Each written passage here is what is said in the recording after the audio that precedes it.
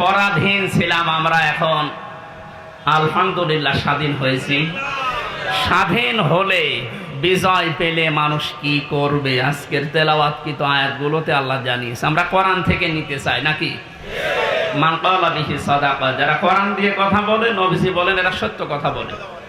এই জন্য আমরা সত্য কথা শুনতে চাই এবং বলতে চাই কোরআন দিয়ে। ওমান আসতাকু মিনাল্লাহি কিলা, আল্লাহর চাইতে সত্য কথা কেউ বলে? আর আমান হাকামা বিহি আদালা, যারা কোরআন দিয়ে বিচার করে এরা ন্যায় বিচার করতে পারে। সত্যি যদি কোরআনের বিচার ব্যবস্থা কায়েম হয়ে যায়, জালেম জারাস এরা যদি এদের বিচার দুনিয়ায় পেয়ে যায়, এদের উপকার আমাদের উপকার।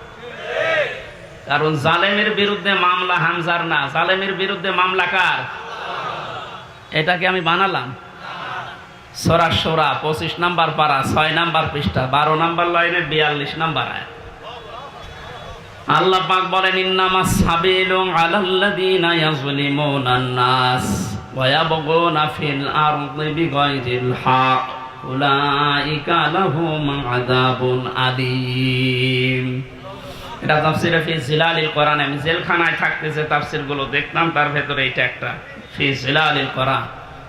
জালেমরা বাস্তবতায় যা দেখলাম, এই জালেমগুলো জানে না যে জেলখানায় বসে বসে সাইয়্যেদ কুতুব এই জিলালিল কোরআন তাফসীর লিখেছে।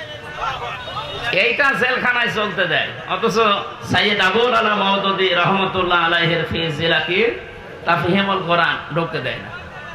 ও জালেমরা জানে যে ওইটা চাইতে ওইটা কত বড় কঠিন, আর ওর লিখাই হয়েছে জেলখানায় বসে, ওটা পড়তে দিত। ওখান থেকে রেফারেন্স এটা বেশিগুলো বলবো, বেশিরভাগ ওখান থেকে, বাকিগুলো তাফসীর ইবনে কাসির।